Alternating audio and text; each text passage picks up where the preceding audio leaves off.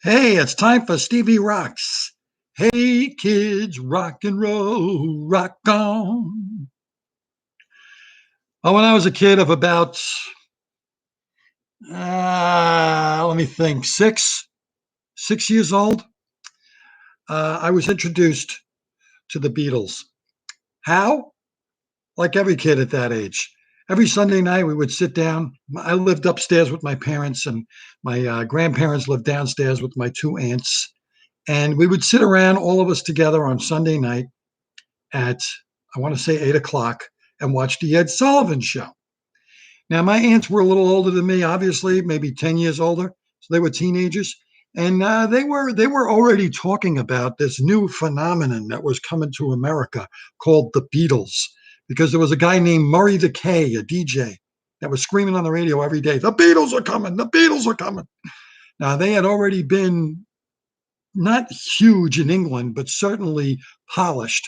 They were performing probably 6 to 7 nights a week for over a year, I think. I don't know the exact dates. You Beatle fanatics could do the history, but they were already a polished, solid working band, and they were extremely popular in England. I mean, not like hugely popular yet, but they were certainly the favorites of that scene that was going on over there. And they came to America, and it was huge. It was huge. Now, this is 1963, right after John F. Kennedy was shot. So the country was kind of broken. They were looking for a new hero. The Beatles came, and I remember seeing them sitting in front of the TV and watching them on TV singing "She Loves You, yeah, yeah, yeah," and they did that part, woo, where they shook their heads and their hair shook, and we were laughing. My aunts were laughing. We were all laughing, and I dug it too. I thought it was really funny, and I remember the thing I liked best were their haircuts because they had these bangs and they were ridiculous looking. They were shaking their heads and going woo with these ridiculously catchy songs. They were huge, and girls were screaming Beatlemania. So I was there for it, not physically there, but I remember it like it was yesterday. Well, and seeing the names Paul, George, John, and Ringo. So the Beatles were it. And I had cousins and uncles and aunts, and everything was the Beatles, and they had hits on the radio because we were listening to AM radio. That's all we had.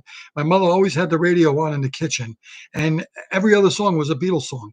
"Please, Please Me," "She Loves You," "I Want to Hold Your Hand," and they were catchy. You could sing along. I remember the first Beatles album I got was called Something New, which was probably the same year because they were popping out albums like every 2 days. And I remember the song "Tell Me Why."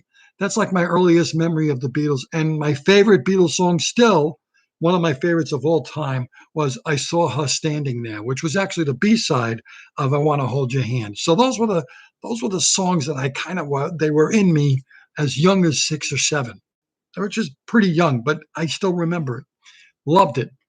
Then I remember, I was getting a little older. A couple of years went by, and my aunt Sula, was very into the music. They would listen to the Supremes, and they were music people. My whole family was very music oriented. They didn't play music, but they were listening. And I remember she bought Rubber Soul, and it was the Beatles. And I wasn't really like up on the Beatles. I knew the songs from the radio. That's it. And she said, "Oh, here's a new Beatles album." And I think she bought it for me. And I put it on. I was like, this is a, it was not "She Loves You, yeah, yeah, yeah." It wasn't "I Want to Hold Your Hand." It was, I've just seen a face, and it was just, what is this? I didn't like it. So I became a Monkees fan because the Monkees were around 1966. The Monkees came out, and the Monkees were what the Beatles used to be. Funny, zany, singing those happy songs. They weren't weird looking on the cover with their heads slanted. It was a weird situation. So I stopped listening to the Beatles. It's hard to imagine. Um, I'm a Monkees fan, but I was young. I was like 1960. I was 9 years old, 8 or 9 years old when Rubber Soul came out. Your head's not into the music back then. And I remember, even a year later, when I heard about Sergeant Pepper's Lonely Hearts Club Band, I didn't pay any attention to this. My next exposure to the Beatles was going over my friend's house in Brooklyn, and he was playing the Beatles' White Album. I was back in the USSR. I was like, this isn't the Beatles that I knew and loved. Weird, right? Now, I told you before about my move to Long Island and I became a music person. That's when I rediscovered the Beatles. And that started with Abbey Road, believe it or not, because now it was like 1972 and I finally listened to Abbey Road. And that album completely blew my mind. I had no idea they were this good. And, high school, some kids were into the Beatles, some weren't. The Beatles were like there, but I don't think they were as big in high school for me. It wasn't until like a little later on, like first year of college, I became like a real Beatle fanatic. Obviously, bought all the albums, got into them fully, loved them, loved them. But they were only around. If you think about how long were the Beatles around? 6 years tops. 63 to 69. That's it. And look at the mark they left on the world. And now, years later, of course, I wore those albums out. And sometimes it's hard to listen to the Beatles because it's just like I've heard their songs so many times. But I do go through Beatle phases where I just listen to the Beatles. And it's fun. It's fun. I'd like to rank the Beatles albums. And this is very hard because there's always an argument that gets started. My least favorite Beatle album is Let It Be. Uh, there's a couple of good songs on there. Obviously, the cover track, the title track, "Let It Be," "Get Back," but it's a choppy, thrown together, sloppy record. It's just you could tell their heart and soul was not into it. So I put that at the bottom of the list. The one now, there's a lot of weird. The weird thing with the Beatles is that there's UK releases and there's US releases, and there's a lot of like sort of compilation albums or albums they threw together, like Beatles Six. I don't even know if that even exists anymore. I would put that up in the least favorite, Beatles Six. Above that, Magical Mystery Tour, which I love parts of it, but that's like a kind of, again, a thrown together album. Side one is new and side two was singles. Side one was the title track, Magical Mystery Tour. And then they had, I don't remember what the second, Fool on the Hill. I Am the Walrus, which is really quite a classic. I grew to love that one. Baby, You're a Rich Man is a great song. And side two were hits. It was like Strawberry Fields Forever, Penny Lane, Hello, Goodbye. They were singles. That it was kind of a thrown, pieced together album. It didn't feel like a cohesive album. And it's a little sloppy in the production. You could tell they were like, it was a weird album, a lot of drug oriented songs. There was the whole Paul McCartney death rumor going on. So that was weird. The one up right before that one, and my least favorite, is one that Yesterday and Today, which again is sort of a compilation album of different. They were just releasing stuff in the U.S. that didn't get released in the U.K. Some of it was B-sides. It's an okay album. There's some good songs on there. The one before that is you're not going to like this one, the White Album. I love the White Album. I love most of it, but I think there's some songs on there that didn't need to be done. Honey Pie and uh, Wild Honey Pie, and there's a lot of filler in there. It's a great single album, but I think everybody's got something to hide between me and my monkey. Did we really need that?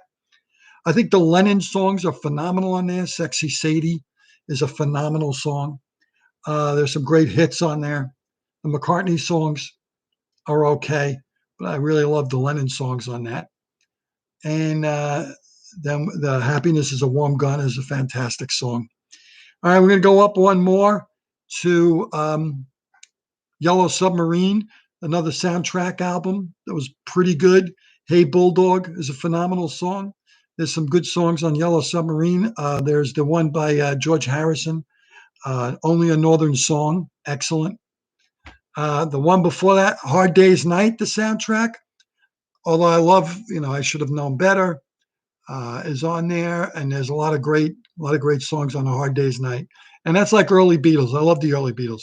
The one before that, I'm going to put Help, another soundtrack. The three soundtrack albums are pretty good, but I like Help better than Hard Day's Night, and certainly much better than Yellow Submarine. One above that, I'm going to put Sergeant Pepper's Lonely Hearts Club Band, a very unpopular choice because people think that's like the greatest album ever made. It's not. I mean, it's interesting. It's unique. At the time, it was groundbreaking. I'll give you that. It started a lot of stuff. But if you listen to it now, you realize it's a great album. I don't think it's their best work. One before that, number two, Revolver. Revolver is kind of that in between stage when they went from pop. Oh, I forgot Meet the Beatles and Please Please Me. All right, there. All right, number three was Revolver. Number two is Meet the Beatles, which because that's the beginning. And the number one greatest album, I forgot Abbey Road. Man, I screwed this up. Abbey Road is number two.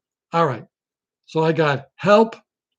I got the Help. All right, the greatest Beatle album of all time in my book is the one that I didn't like, Rubber Soul. That album is perfect. It's a perfect pop record. There's nothing wrong with that album. All right. Number two, Abbey Road. Number three, Revolver. Number four, Sergeant Pepper. Number five, The White Album. Number six, Help. Number seven, Hard Day's Night. Number eight, Magical Mystery Tour. Number nine, Yellow Submarine. Number 10, uh, Beatles 6. Number 11, Yesterday and Today. Number 12, Let It Be. That's my ranking of Beatle albums. I screwed it up. I got a little confused, but let me tell you something. They're still a great band. I bought every Christmas they come out with some new Beatles product, and most of it's a ripoff. The anthology series, the singles remastered, all the remastered stuff, the remastered White Album with all those extra bonus tracks. I could do without it. I don't need to hear, them going, and you're back and sing. Come on. It's silly. It's silly. Their studio albums were phenomenal. They had a couple of live albums, live at the Hollywood Bowl. You can't even listen to it. It's all screaming. There's a lot of the Beatles masters. There's a lot of stuff, a lot of Beatles stuff. The Hey Jude album is pretty good, actually. I think that's sort of a compilation too. I like that one. It's got Hey Jude and Old Brown Shoe, Ballad of John and Yoko. A lot of great songs on there. Favorite Beatle, John Lennon.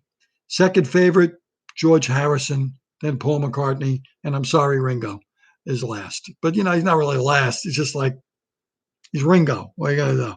But I think John Lennon really contributed the most to the band, even though it was Lennon McCartney, when you really know which songs are whose.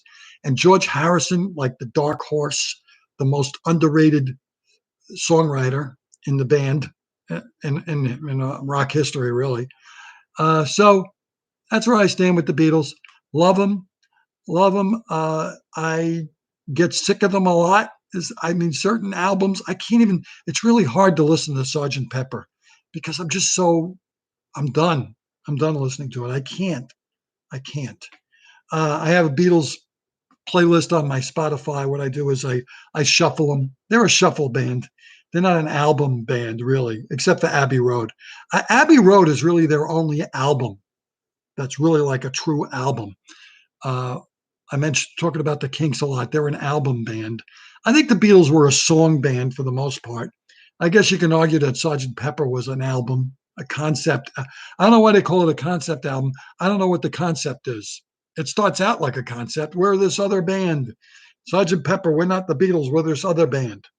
All right, it's kind of a weak concept, Paul. It's a Paul McCartney concept. Really, Paul McCartney was the kind of the architect of Sergeant Pepper. But it's great. It's groundbreaking. It's important. It started everything. It started a lot. It was fun for people anticipating the next Beatles album because you were waiting for it, and they really didn't disappoint. They really didn't, and they were short lived, and they left their mark. That's for sure. What a mark! What a mark. As far as solo stuff goes, my favorite solo Beatle, George Harrison, by a mile.